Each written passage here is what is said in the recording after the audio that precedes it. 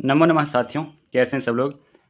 साथियों, एक सूचना आपको बतानी है कि केंद्रीय संस्कृत विश्वविद्यालय ने शिक्षा शास्त्री प्रथम वर्ष सेशन 2026-27 के लिए प्रथम चरण की जो लिस्ट है वो जारी कर दी है। जैसा कि पिछले कल ही मैंने आपको बता दिया था कि आज शुक्रवार शाम तक जो ये शिक्षा शास्त्री प्रथम लिस्ट है वो जारी कर देगी। तो आप यहाँ पर सूचना को देख सकते हैं कि शिक्षा शास्त्री प्रथम वर्ष बीएड प्रवेश 2026-27 हेतु प्रथम चरण की विस्तृत संशोधित अधिसूचना पूर्व में जारी अधिसूचना संख्या के अनुसार दिनांक 18/6/2026 के निरस्तीकरण के उपरांत यह संशोधित अधिसूचना जारी की जा रही है। इसके अंतर्गत केंद्रीय संस्कृत विश्वविद्यालय के विभिन्न परिसरों में संचालित शिक्षा शास्त्री बीएड प्रथम वर्ष कार्यक्रम में प्रवेश हेतु प्राप्त आवेदनों के आधार पर वरीयता क्रम तथा आरक्षण नियमों के अनुसार परामर्श हेतु आमंत्रित अभ्यर्थियों की सूची संलग्न की जा रही है।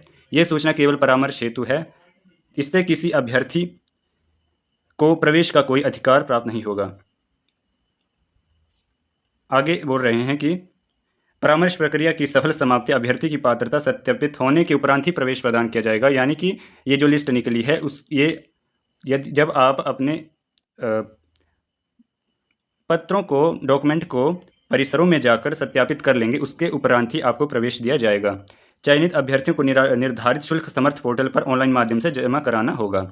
निर्धारित तिथि एवं समय पर परामर्श हेतु उपस्थित न होने वाले, निर्धारित अवधि में शुल्क जमा न करने अथवा आवश्यक दस्तावेज प्रस्तुत न करने की स्थिति में अभ्यर्थी की प्रवेश पात्रता स्वतः ही निरस्त मानी जाएगी। यदि आप समय पर वहां परिसर में जाकर डॉक्यूमेंट जमा नहीं कराएंगे तो आपकी जो सीट होगी वो उसको कैंसिल कर दिया जाएगा, वो किसी अन्य छात्र के लिए दी जाएगी।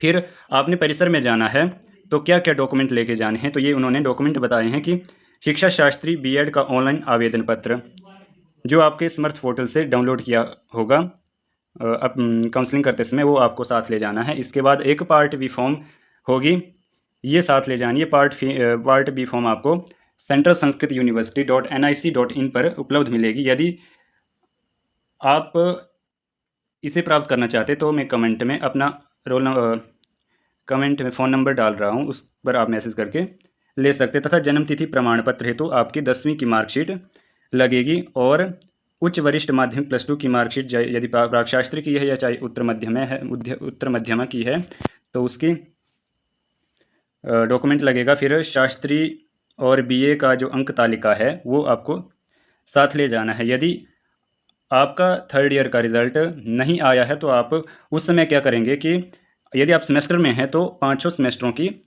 मार्क लिस्ट ले जानी है। यदि ईयर वाइज है तो पहले और दूसरे ईयर की मार्क लिस्ट आपको ले जानी है। इसके बाद आगे बोल रहा है कि यदि शास्त्री बीए का परिणाम अप्रतीक्षित है, मतलब आने को है, तो आप परिशिष्ट 3 के अनुसार एक शपथ पत्र होगा, उसको लेकर जाना है। ये भी आपको शपथ पत्र sanskrit.nic.in पर उपलब्ध मिलेगा। फिर आचार्य एमए की है तो उसकी अंक तालिका आपको ले जानी है। फिर यदि कोई कैटेगरी से आपने अप्लाई किया है तो उसका सर्टिफिकेट साथ में ले जाना है।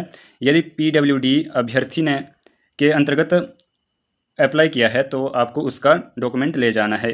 स्पोर्ट्स इत्यादि में है तो उसका डॉक्यूमेंट साथ ले जाना है। इसके साथ एक आपको माइग्रेशन सर्टिफिकेट ले जाना है, जो आपके जहाँ से आपने शास्त्र इत्यादि की है वहाँ से मिलेगा। ये आपको अगर अभी उपलब्ध नहीं होगा तो आपको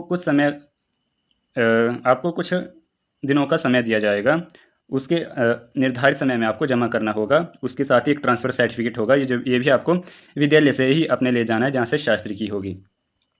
फिर 13वें नंबर पर आता है आपको एक अपार आईडी एबीसी आईडी ले जानी है। ये आपको इस जो यहाँ पर वेबसाइट दी है इससे क्रिएट करनी है। फिर एबीसी आईडी क्रिएट करने के बाद ये ले जानी है। फिर अगर आपने सिंगल चाइल्ड कोटा में आपने अप्लाई किया है तो इसका सर्टिफिकेट भी ले जाना है। इसके साथ ही ईडब्ल्यूएस का है तो वो भी ले जाना है। फिर ओबीसी है वो भी ले जाना है, अगर ओबीसी में है तो। फिर या किसी नॉर्थ स्टेट से हैं बिलोंग करते, जम्मू कश्मीर इत्यादि, तो उसका सर्टिफिकेट आपको ले जाना है। फिर अंतिम में आता है आपका एंटी रैगिंग का एक डॉक्यूमेंट। ये डॉक्यूमेंट आपका इस वेबसाइट द्वारा क्रिएट किया जाएगा। और यदि ये जो डॉक्यूमेंट हैं आपको क्रिएट करने का पता नहीं है तो मैं आपको अगली वीडियो में बता दूंगा कि किस तरह से इसको अप्लाई करना है। इसके साथ ही कुछ महत्वपूर्ण निर्देश उन्होंने दिए हैं कि संबंधित परिसर की स्थानीय प्रवेश समिति द्वारा पात्रता सिद्ध होने पर ही प्रवेश मान्य होगा। सभी प्रवेश केवल निर्धारित तिथियों में ही किए जाएंगे। फिर ऑनलाइन आवेदन में अंकित कोई भी सूचना जांच में असत्य पाए जाने पर प्रवेश तत्काल निरस्त कर दिया जाएगा। मतलब आपके डॉक्यूमेंट में कोई भी गड़बड़ी पाई जाती है तो आपका प्रवेश निरस्त कर दिया जाएगा। फिर एक बार आवंटित परिसर में प्रवेश लेने के उपरांत परिसर परिवर्तन या स्थानांतरण की अनुमति नहीं होगी। एक बार आपने परिसर में प्रवेश ले लिया तो उसके बाद स्थानांतरण की कोई भी अनुमति नहीं होगी, परंतु इसके बाद माइग्रेशन भी कर सकते हैं। तो इसके लिए मैं बता दूंगा किस तरह से आप माइग्रेशन कर सकते हैं। फिर प्रवेश प्रक्रिया पूर्ण होने के पश्चात रिक्त स्थानों पर प्रतीक्षा सूची के आधार पर प्रवेश दिया जा सकता है, जिसकी सूचना केवल विश्वविद्यालय की वेबसाइट www.sanskrit.nic पर उपलब्ध कराई जाएगी। फिर विश्वविद्यालय की वेबसाइट के अतिरिक्त किसी अन्य माध्यम से पृथक सूचना प्रेषित नहीं की जाएगी। जो भी सूचनाएं आपको प्राप्त होंगी सिर्फ विश्वविद्यालय की वेबसाइट से ही प्राप्त की जाएंगी।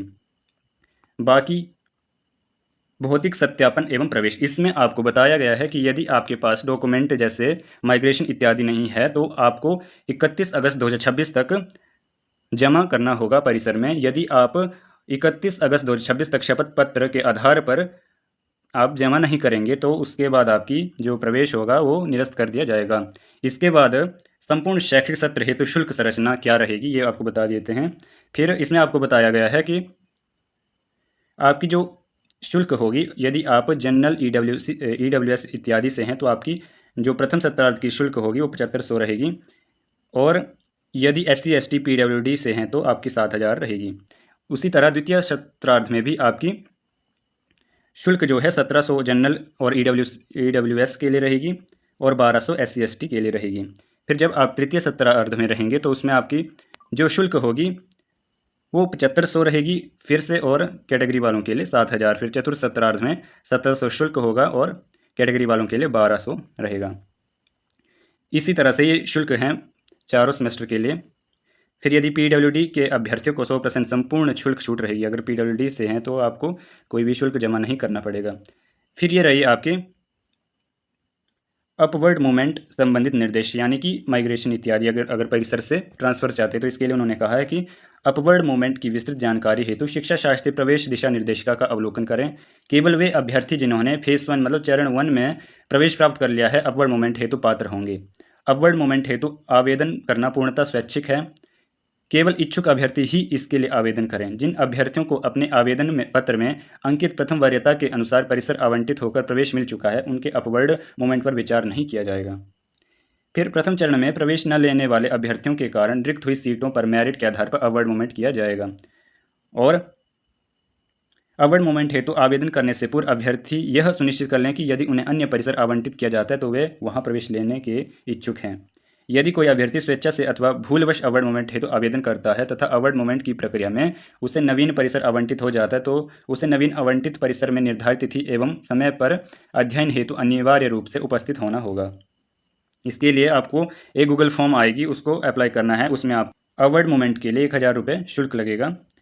फिर इसमें विशेष नोट दिया है कि अपवर्ड मूवमेंट के अतिरिक्त परिसर स्थानांतरण हेतु किसी भी विद्यार्थी के अभ्यावेदन पर कोई विचार नहीं किया जाएगा।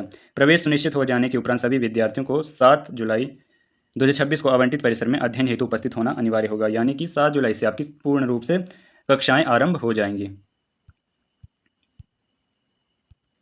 इसके बाद ये परिसर के जो विभागाध्यक्ष हैं उनके नंबर दिए गए हैं, इससे आप संपर्क भी कर सकते हैं किस तरह से आगे की प्रक्रिया रहेगी।